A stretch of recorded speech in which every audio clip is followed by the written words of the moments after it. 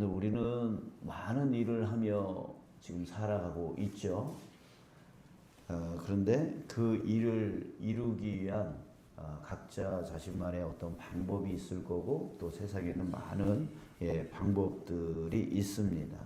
자, 그러나 중요한 것이 무엇입니까? 바로 하나님은 일을 어떻게 이루어 가시냐라고 하는 거예요. 우리가 주목해야 될 게 바로 그거죠.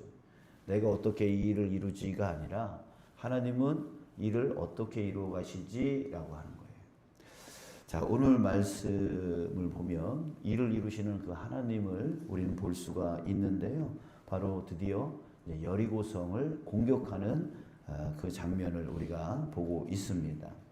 하나님께서 여호수아에게 방법을 알려주십니다. 그 일을 이루어 가기 위해서 방법을 알려주시는데 무엇입니까? 첫 번째는 약속을 하시죠. 2절 보니까 여호와께서 여호수아에게 이르시되 보라 내가 여리고와 그 왕과 용사들을 내 손에 넘겨주었다 이렇게 말합니다. 그러니까 하나님은 일을 시작하기 이전에 먼저 뭘 주시냐면 반드시 약속을 주세요. 약속을 주신다라고 하는 것은 받는 사람 입장에서 뭐예요? 확신이죠. 확신을 받는 거죠. 그러니까 하나님이 이 일을 이루게 해 주시겠다 라고 하는 확신을 갖고 시작을 하는 거예요. 시작을 하는 거예요. 근데 우리가 보통 일을 시작할 때에 그저 내가 먼저 시작을 해요. 내가 먼저 일을 시작해 버려요. 그리고 중간에 문제가 생기면 그제서야 주여 그럽니다. 그게 아니라고요. 일을 시작하기 전에 주님 이 일을 내가 해야 됩니까 말아야 됩니까? 또 하게 되어질 때 이 일이 이루어지겠습니까 말겠습니까? 라고 하는 하나님께 구함이 반드시 필요한 거예요.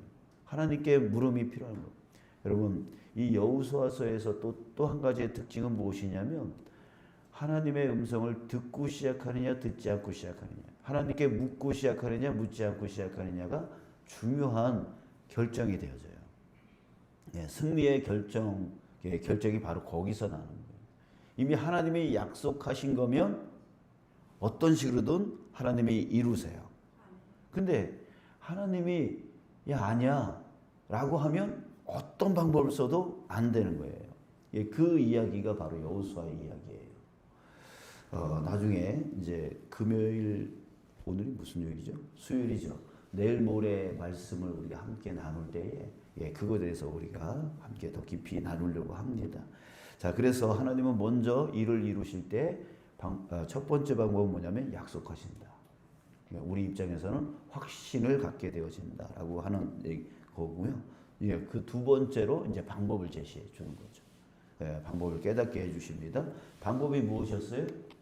매일 엿새 동안에 한 바퀴씩 돌으라는 거예요. 여리고성을 한 바퀴씩 돌으라는 거예요. 그리고 마지막 7번째 날은 7번을 돌라. 그리고 양각 나팔을 불 때에 모든 백성들이 함성을 질러라. 그러면 성벽이 와르르 무너질 거다. 이 여리고성은 이중겹으로 되어 있는 아주 견고한 성이라고 그랬죠. 근데 그 성이 와르르 무너질 거라는 거예요. 그 무너지면 이제 군사들이 올라가서 쳐라. 이런 얘기입니다. 자, 이렇게 방법을 제시하세요. 그러니까 처음에는 약속 그리고 방법. 이것이 바로 하나님이 일을 이루어 나가시는 그런 전체적인 방법인데요. 이 방법 안에는 두 가지의 특징이 있음을 봅니다. 이걸 우리가 알아야 돼요. 이 두 가지 특징을 항상 우리의 삶 가운데 적용을 해 나가야 돼요.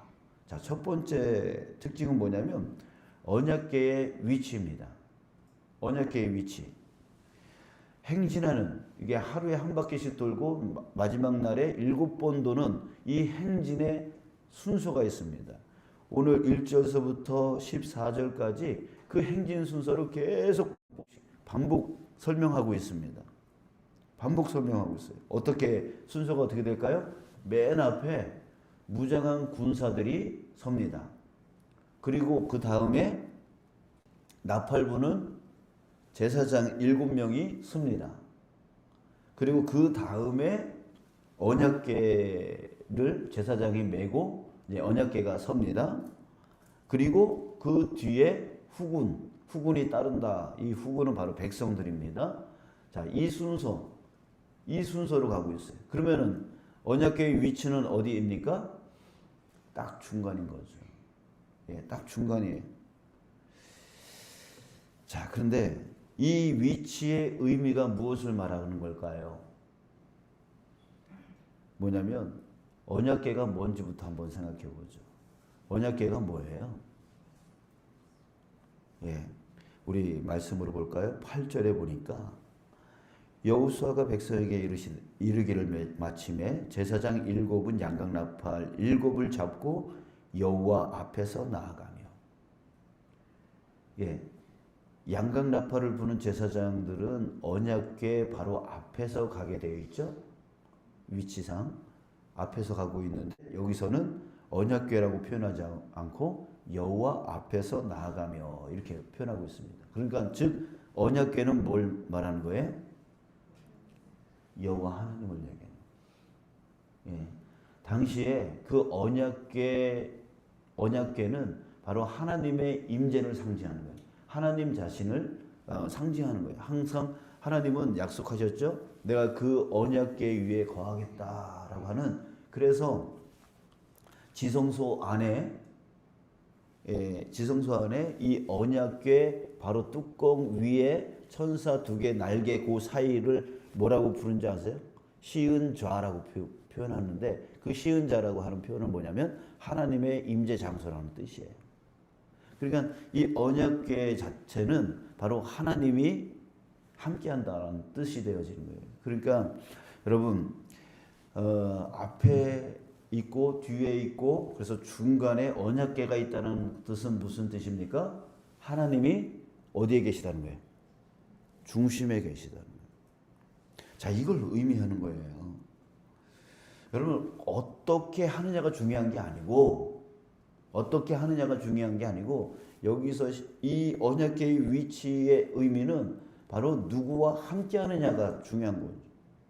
어떻게가 아니라 누구와 함께 하느냐. 이게 중요한 거예요. 그러니까 우리는 여호와와 함께 하는 거예요. 예. 지금 이 전쟁의 방법은 바로 여호와와 함께 하는 것을 중요하게 여기는 전쟁인 거죠. 자, 그렇다면 여러분 오늘날의 언약궤, 오늘날 이 언약궤와 같은 것이 무엇일까요? 지금은 언약궤가 없잖아요. 그러면 구약에서는 언약궤가 하나님이고 그 하나님이 그 중심에 있음으로 인해서 이제 같이 하나님과 함께 이렇게 하는 건데 일을 이루어 가는 건데 그러면 지금은요? 예수님? 그렇죠. 예수님. 그러니까 예수님이 하나님이고 하나님이 예수님인데 그 뭐예요? 그렇죠. 바로 그거죠. 지금은 구약에서는 언약궤가 함께함으로 하나님이 함께한다라고 그래서 하나님이 함께 도는 거예요.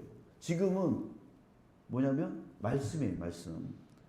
이 성경 말씀이 우리 중심에 있어야 된다는 거예요. 왜? 하나님은 말씀으로 역사하시고 요한복음 1장에 보면 그 말씀이 곧 하나님이시라고 그랬어요. 자, 그러니까 여러분 우리는 항상 중심에 뭘 둬야 돼요? 말씀을 두는 거예요. 그 말씀이 뭐기 때문에? 하나님이기 때문에. 그죠? 이게 구약에서는 언약궤를 중심으로, 신약에서는 지금 시대는 말씀이 중심으로 하나님은 우리를 이끌어 가신다. 그러니까 여러분 중요한 건 뭐냐면 우리의 삶에 일을 이루어 갈 때에 그 중심에 반드시 뭐가 있어야 된다? 말씀이 있어야 된다. 예, 말씀이 있어야 된다. 예, 이것을 우리에게 말해주고 있는 겁니다. 자, 이제 두 번째는 뭐냐면, 이 하루에 한 바퀴씩 돌 때, 또 마지막 날, 일곱 바퀴를 돌 때 여호수아가 특별히 백성들에게 명령한 것이 있습니다. 그 명령이 뭐였냐면 침묵입니다. 예, 침묵이에요. 10절 보니까 여호수아가 백성에게 명령하여 이르되 너희는 외치지 말며 너희 음성을 들리게 하지 말며 너희 입에서 아무 말도 내지 말라. 그리하다가 내가 너희에게 명령하여 외치라 하는 날에 외칠지니라 하고 침묵하래요. 침묵을 명령해요. 자, 왜일까요? 너무 일을 이룰 때에 너무나 중요한 명령인 거예요. 지난 토요일 날 구역장 리트릿을 다녀왔어요. 삼척 다녀왔는데 거기에 삼척 방주교회라고 하는 그 교회를 이제 탐방을 했습니다.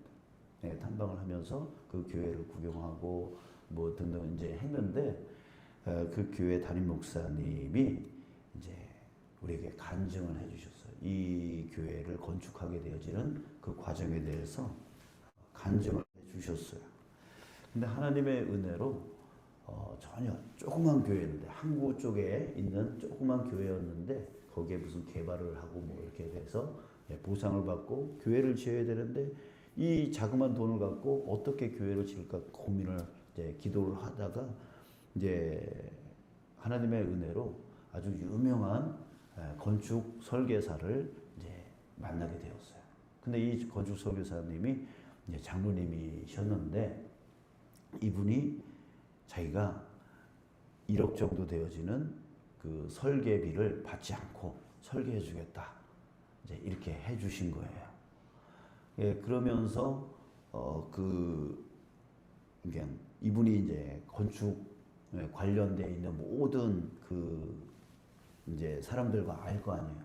그래서 이 교회 어려움을 알고 이제 그 연결시켜 줘 가지고 이제 무료로 뭐 타일이라든지 무료로 건축 자재라든지 이런 것들을 이제 다 이렇게 할 수 있었어요. 자, 그런데 이 건축 설계사 이분이 이걸 내가 도와주겠다라고 하면서 조건 3가지를 말했는데 그 중에 한 가지가 뭐였냐면 절대 설계 변경을 하지 말 것입니다.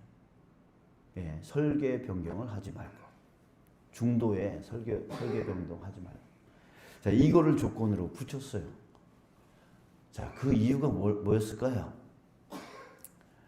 이분이 유명한 설계사이니까 자기 것을 남들이 수정하는 것을 절대로 용납을 하지 않기 위해서 자기 것을 드러내기 위해서 그렇게 생각할 수 있을 것 같아요. 그러나 그게 아니었어요. 이유는 뭐였냐면 많은 교회를 내가 설계를 해봤는데 중도에 설계 변경을 하려고 하는 그 과정 가운데에 많은 다툼이 생기더라고요. 이 사람은 이렇게 짓고 싶고 저 사람은 저렇게 짓고 싶고 그래가지고 목사님한테 우리 이렇게 짓죠, 저렇게 짓죠. 이제 이렇게 사람들이 계속 말하는 거예요. 그렇다면 여러분 어떻겠어요? 누구 말을 따라야 될까요? 이 사람 말을 들어주면 저 사람은 어떻게 돼요? 삐지죠. 왜 저 사람 말만 듣고 왜 내 말은 안 들어주는 거야? 근데 이 사람 말 들으면 저 사람은 또 불평이 생기는 거예요. 그래서 여러분 이 건축 과정에서 결국 못 버티다가 목사가 나가버리는 경우가 너무 비일비재해요. 그 다툼 때문에. 그 다툼 때문에. 그리고 돈이 생각보다 진짜 많이 들어요. 여러분들이 100원을 생각했으면요, 건축은 한 300원, 400원, 500원, 막 1000원, 막 이렇게 올라가는 게 건축이거든요. 근데 이 건축을 잘 모르면은 목사가 뭐 해먹고 있는 거 아니야? 또 저 건축 장로가 해먹고 있는 거 아니야? 이렇게 오해가 될 수 있어요. 이게 건축이라고요. 그러니까 이 설계 변경을 하지 말 것이라고 하는 조건을 붙인 이유는 뭐냐면은 이 과정 가운데 이 사람 저 사람 계속 이렇게 해라 저렇게 하라라고 하는 그 말들 때문에 담당하는 그 대표자뿐만 아니라 그 교회 전체가 막 다툼이 일어나고 싸움이 일어나고 막 섭섭하고 막 이 불평과 불만들이 막 일어나는 것 때문에 교회가 오히려 깨져버리는 그런 일들을 이 건축사가 너무나 많이 봤기 때문에 절대로 설계 중도에 변경하지 말 것이라고 하는 조건을 붙였다는 거예요. 자, 여러분, 그렇습니다. 이게 결국은 침묵이죠. 침묵을 요구한 거죠. 이 여리고성 전투, 이 여리고성 전투를 한번 생각해 보세요. 이 방법을 하나님이 제시한 이 방법을 한번 생각해 보세요. 이게 말이 되는 방법이에요? 가나안 땅에서 가장 강력한 성이었던 이 여리고를 무너뜨리는데 여러분 하루에 한 바퀴씩 돈다고 또 마지막 날 7바퀴 돈다고 저 성벽이 무너질 거라고 생각하는 사람이 몇 명이나 될 것 같아요? 쓸데없는 짓 같고 안 될 것 같고 불가능할 것 같은 그런 마음들이 백성들 안에 있겠어요? 없겠어요? 왜? 여호수아 빼놓고는 다 있을 것 같아요. 그렇잖아요? 그렇다 보면 야 이게 되겠어? 계속 걸으면서 그 한 바퀴 돌면서 이게 되겠어?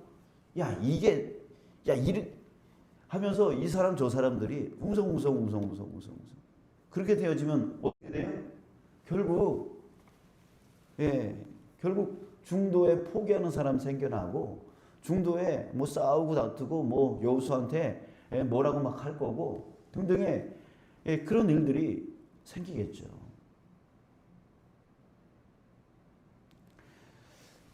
자, 우리한테 필요한 것이 무엇입니까? 하나님을 신뢰하는 거예요. 하나님이 시작했으니 하나님이 이루신다.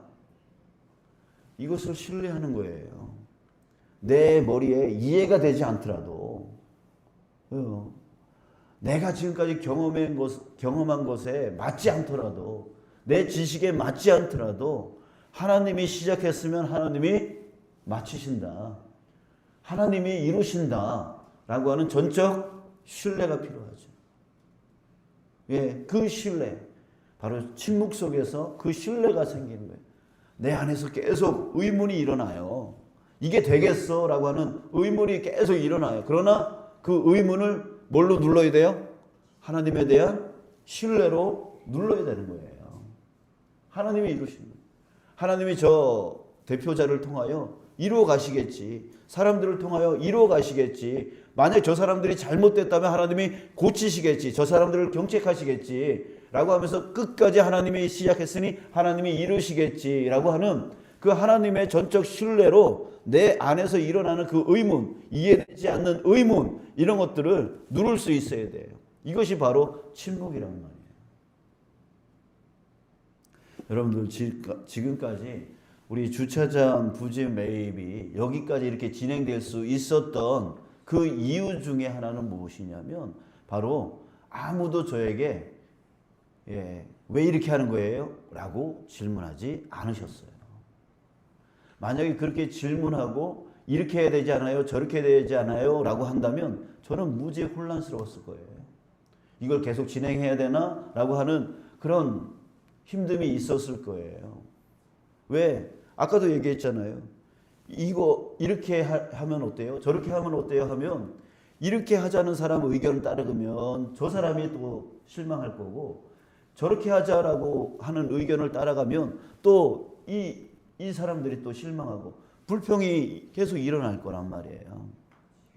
그렇게 되면 이 일은 더 이상 진행될 수가 없는 거죠.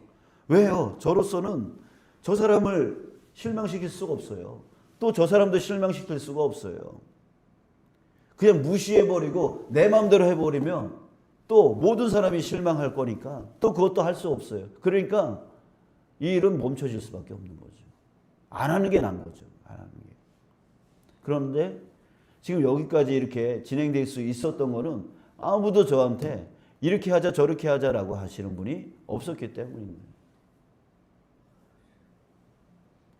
그냥 지켜봐 주시고, 그리고 제가 이런 문제가 있습니다 라고 했을 때 여러분들이 중보기도 해주고, 그래서 진행이 된 거 아니에요.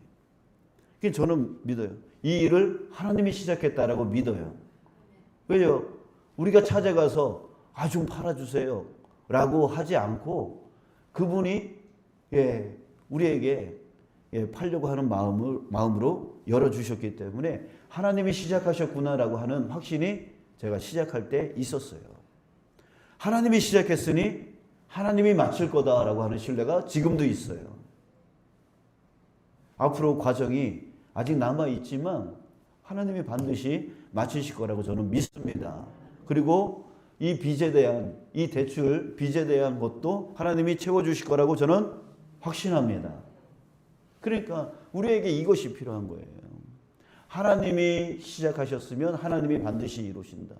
우리 안에 이해가 되지 않는 의문들이 계속 일어나지만 하나님에 대한 신뢰가 그 의문을 잠잠하게 하고 침묵하게 하면서 중보기도 하는 거죠. 하나님이 시작하셨습니다. 하나님이 이루어 가 주십시오. 지혜롭게 이것을 이겨내게 해주시고 우리 교회가 이것을 통하여 더 큰 하나님의 일들을 감당해 나갈 수 있는 교회가 되게 해주십시오. 끊임없는 그 기도가 우리로 하여금 이 일을 이뤄가게 만든다라고 하는 것이죠. 자, 정리하겠습니다. 자, 구약은 언약궤가 이끌어갔습니다. 지금은 말씀. 그래서 일을 이루어갈 때 무엇이 중심이 되어야 됩니까?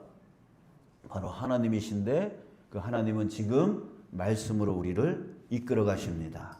그러니 우리 하나님의 그 말씀을 우리가 항상 귀 기울여야 되고, 그리고 그 말씀을 깨달아서 하나님의 음성을 듣는 우리가 되어져야 됩니다. 그리고 일을 이룰 때 무엇이 중요합니까? 침묵이 중요합니다. 하나님이 인도하심을 전적으로 믿고 그 맡겨진 자를 지켜봐 주면서 그를 위하여 중보기도 해주고 따라가는 것. 이것이 바로 일을 이루는 방법입니다.